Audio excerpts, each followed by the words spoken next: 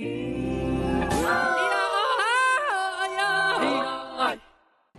in San Francisco, where the Asia-Pacific Economic Cooperation Summit has begun, and I'll be breaking down what to look out for this week.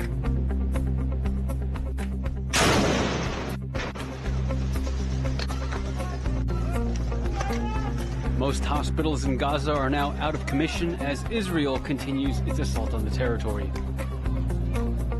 Waste is a resource, and in waste we find the key to heal capitalism, to make it holistic. A German artist is in Taiwan sharing her philosophy about sustainability through her pieces made from upcycled materials. Plus, 恭喜魏全龙拿到了中华职棒34年的总冠军。 Taiwan's Professional Baseball League crowns its 2023 champion.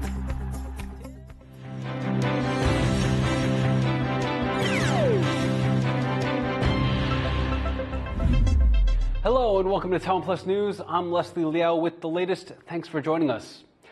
All eyes are on San Francisco now as the U.S. city is set to host the world leaders all week for the Asia-Pacific Economic Cooperation Forum, or APEC. We check in with our reporter Joyce Tseng, who's over there right now. Redeeming itself as a safe place for business. For months, San Francisco has been prepping to host world leaders and captains of industry for the Asia-Pacific Economic Cooperation, or APEC, the regional trade summit that's expected to draw some 20,000 people to the city. It's the largest international gathering here since the signing of the United Nations Charter in the 1940s, and the stakes couldn't be higher. The global economy is still recovering from the pandemic, with supply chains further disrupted by the war in Ukraine and the Middle East. There's also the intense rivalry between the U.S. and China, causing growing mistrust and instability between the two superpowers. Now, the challenge, though, is to convene a forum with APEC that focuses on economic integration and economic cooperation, but not getting bogged down with security concerns. APEC is a unique grouping of 21 member economies of differing political ideologies, aiming to foster more trade and collaboration in and along the Pacific Rim.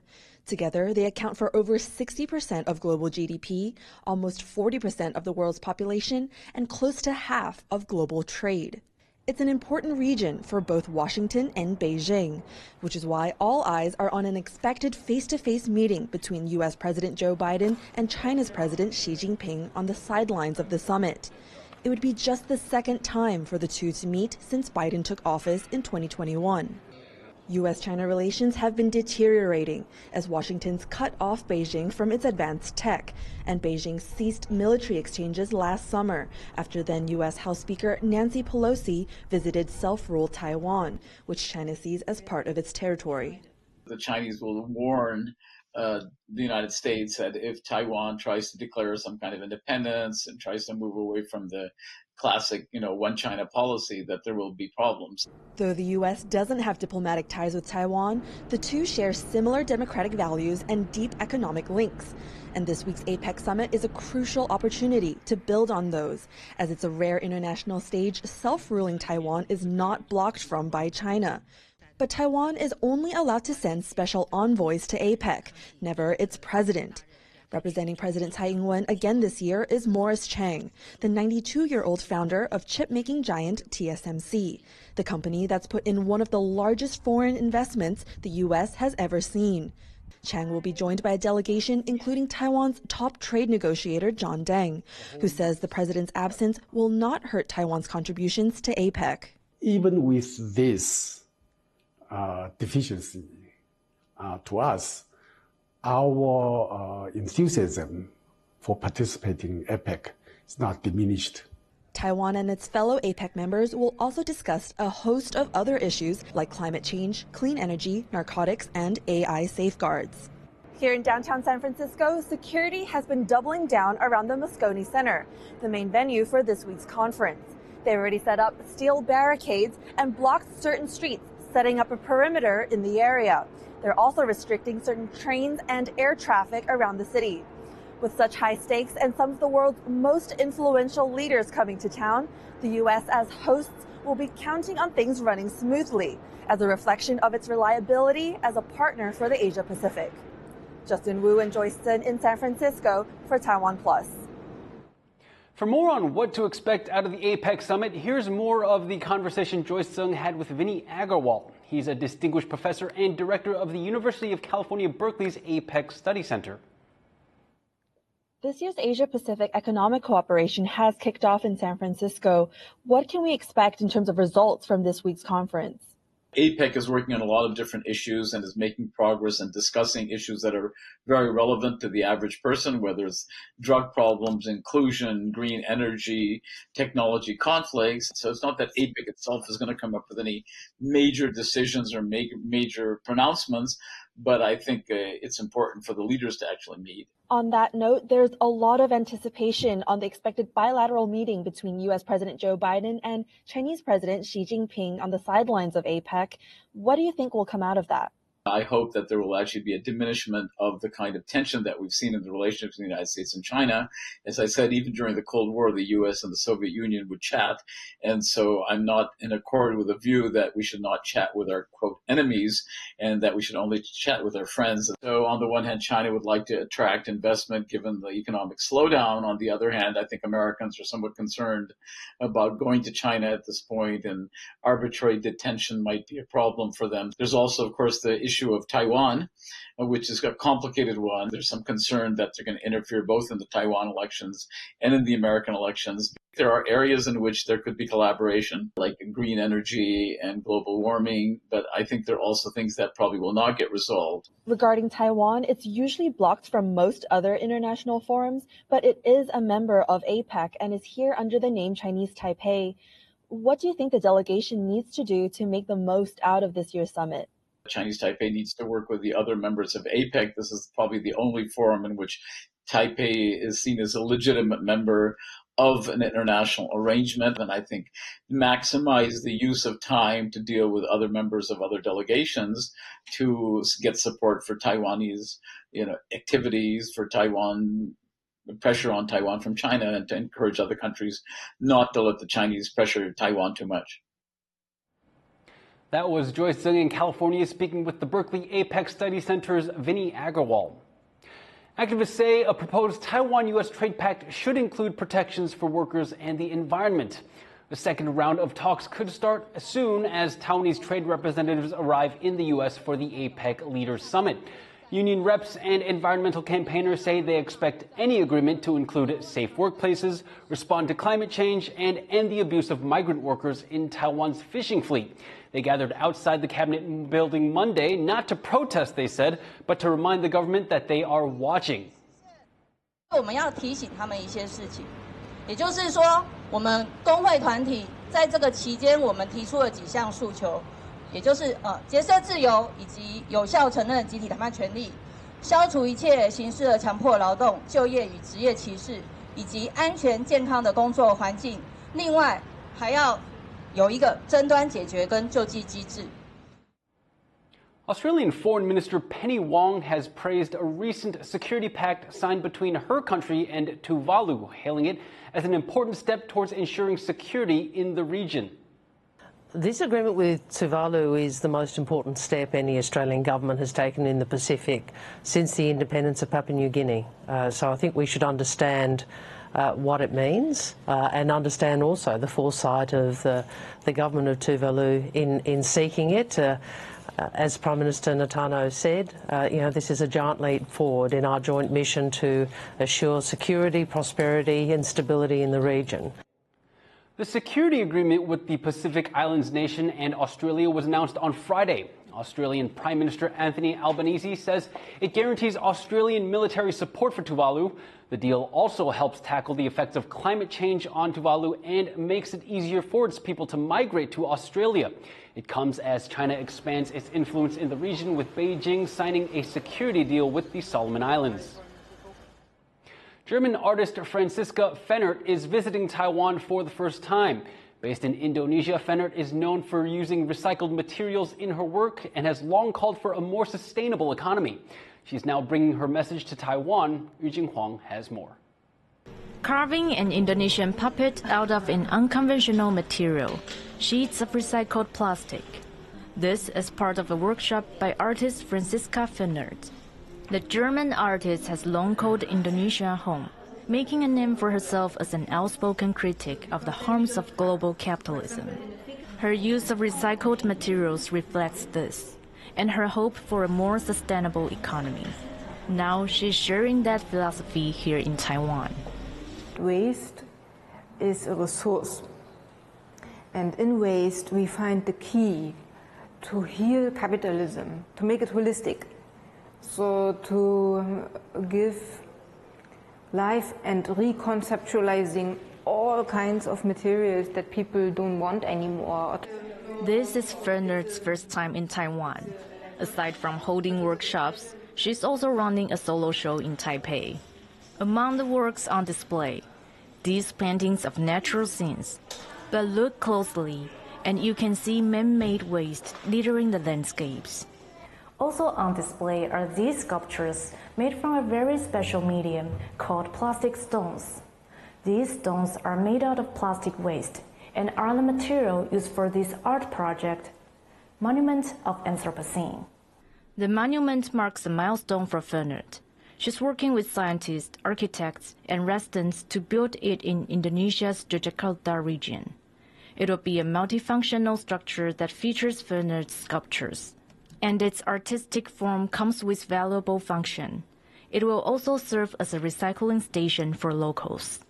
So actually the goals we shall have are clean water, fresh air, healthy soil, and respectful, relations to all humans and also to all other beings. And this is what I try to reflect on now with paintings and sculptures.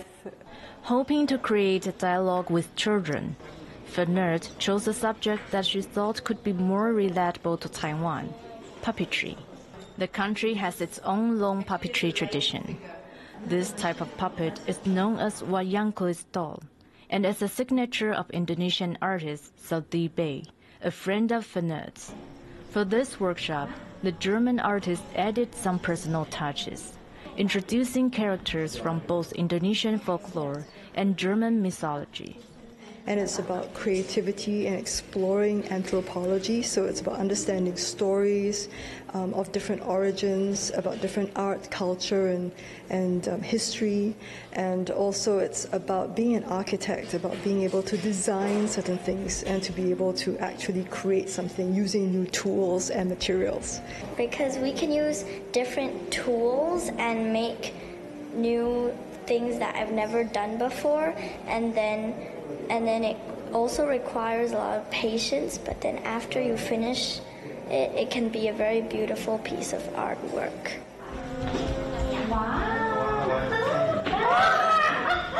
No one workshop can change these children's futures, but Fennert hopes that her ideas can spark the younger generation's imaginations and lead to a future where garbage is no longer a blight on the environment.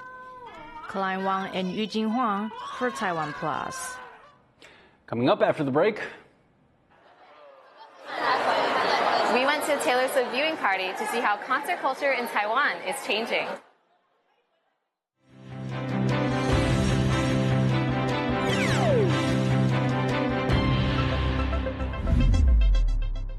Start your weekend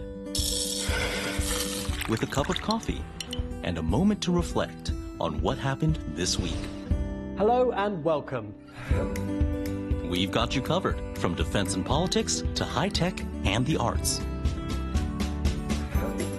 Not just to Taiwan, the whole world is watching. You make the coffee, we make the news. Here's what happened on TaiwanPlus.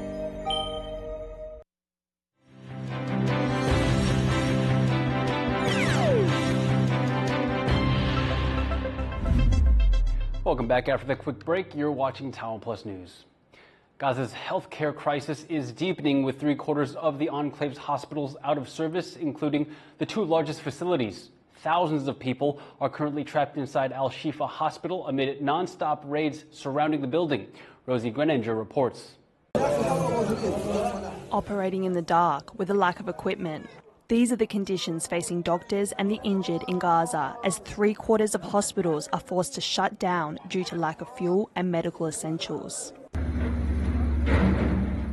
The Strip has been under siege and a total blockade by Israel since October 7, when Hamas, the militant group who runs Gaza, launched a surprise attack on Israel, killing 1,400 people and abducting more than 240 civilians.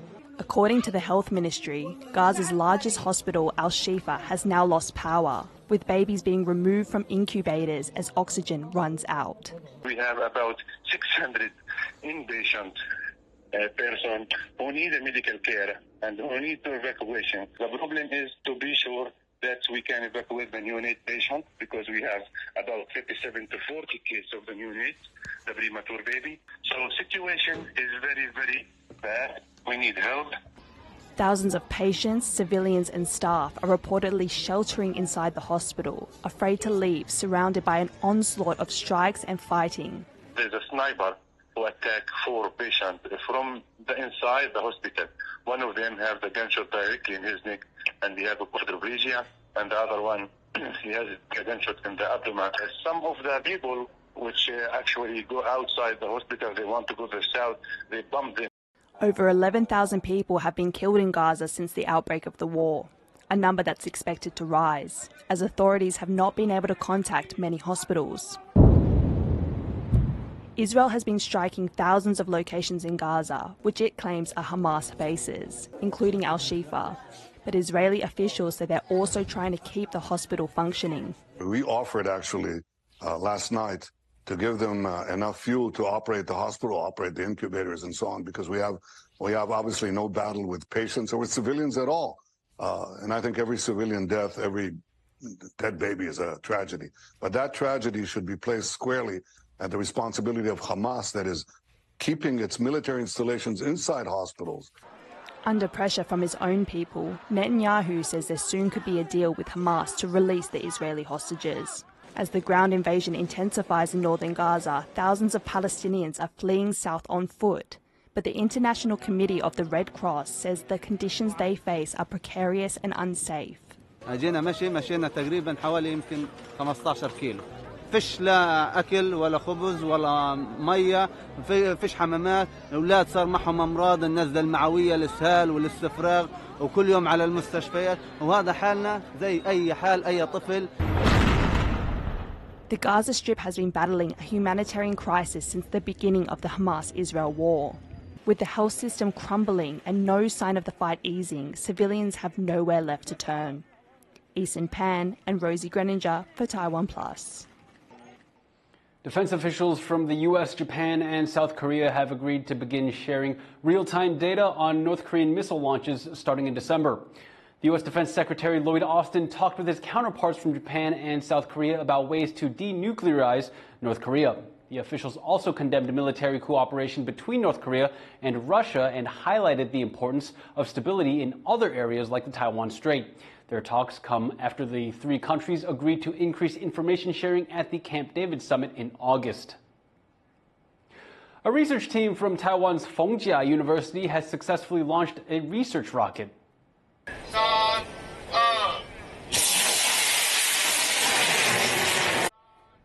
The miniature test rocket was set off in Pingtung County in Taiwan South and climbed to over 200 meters. It's a mock-up of a full-sized rocket that could be used to launch satellites. That version will be tested in the second half of 2024. Taiwan has been trying to build up its space industry in recent years with plans to invest over $10 billion in the field by 2025. Pop star Taylor Swift is bringing her sold-out Eras tour to more fans across the world as a cinematic event. And for Swifties in Taiwan, this was a chance to experience a different kind of concert. Our reporter Tiffany Wong went to see what Taylor Swift made them do. Taylor Swift. She's one of the world's biggest pop stars. And now, Taiwanese fans of the U.S. singer can see their favorite star on the big screen. Swift has brought her Eras Tour concert film to audiences here and over 90 countries worldwide.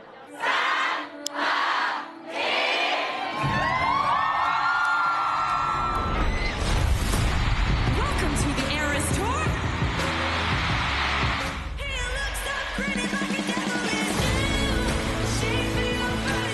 Swift has never performed in Taiwan, and her closest live performances are in Japan and Singapore next year. That's why one Taiwanese fan club held a watch party to give fans here the real Taylor Swift concert experience, or at least as close as they can get. I love like the red carpet and like premiere thing, and so I think it'll be fun to host an event like this. So the fans in Taiwan can have the experience of what it's like to be at a Taylor Swift concert. Yeah, everyone can like scream and just dancing, whatever they want.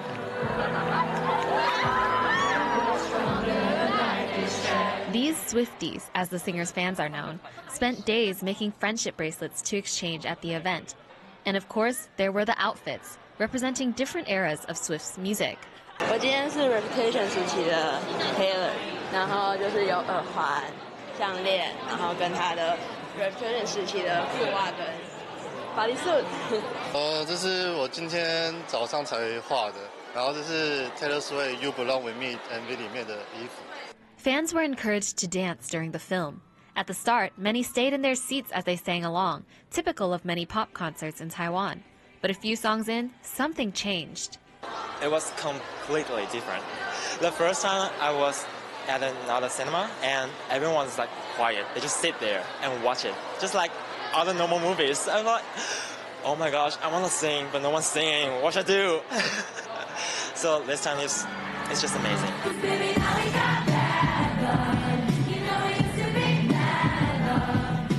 The founder of artist-promoter Taiwanese Waves says concert-goers in Taiwan have their own set of unspoken rules to show respect to artists. I tend to find Asian audience are more reserved in a way.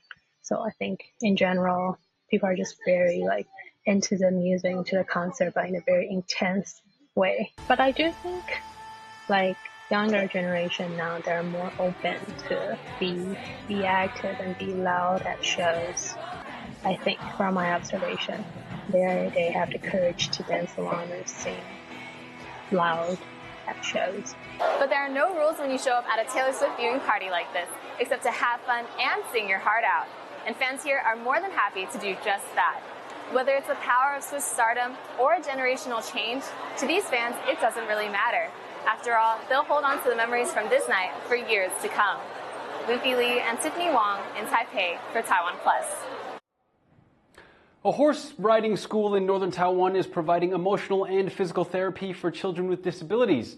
Reese Ayers has the story. Sitting atop a pony with fine equestrian posture, meet Ah Chung. He's been riding horses for 4 years now, but it was a tricky start for the 11-year-old. 108年就开始了。他当时来的时候要推娃娃车，走路也是摇摇晃晃。最好的是行动方面。 Ah Chung was diagnosed with Menkes syndrome in infancy. The condition stunts physical development and causes deterioration of the nervous system. But it didn't stop him from learning to ride.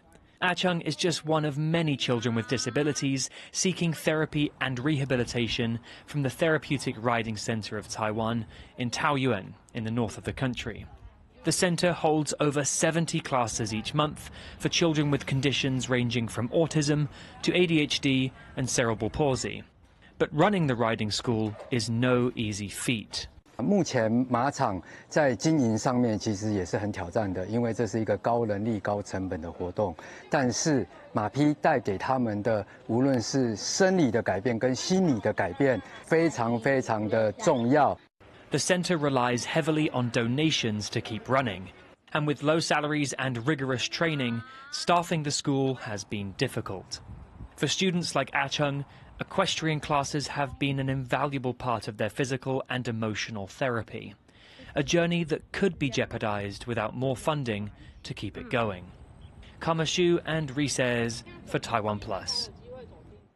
Taiwan's baseball season has ended with the Wei Chuan Dragons crowned champions of the 2023 Taiwan Series. The victory marks an impressive comeback for a team that just rejoined the league 3 years ago. 这球打高，有没有守备的机会？捕手来到了接近这边接杀，出局，彩带抛下来。 The last time the Wei Chuan Dragons were crowned champions in Taiwan's professional baseball league was 1999. Shortly after that win, the team suddenly disbanded and left the league for 2 decades. The Dragons then returned in 2020 and 3 years later have clinched the 2023 season title and won it all again. For a team to come out on top after just 3 years is no easy feat. But the Dragons did just that, beating the Rakuten Monkeys in 7 games to take home the crown in the Taiwan Series. 总冠军是要4胜才有总冠军，然后我们队友互相鼓励，然后相信每一天都是新的一天，不到4胜我们都不会放弃。It was a particularly inspiring win for the Dragons head coach Jianping, who made his professional baseball debut as a player with the team back in 1996. 我是有时候真的是还蛮不客气的，因为就是希望说我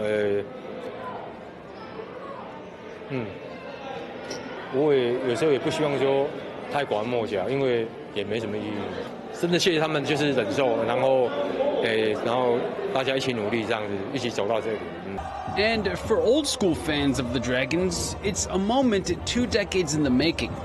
Tears were shed, cheers were hollered, and a good time was had by all. That is unless you're a Monkeys fan.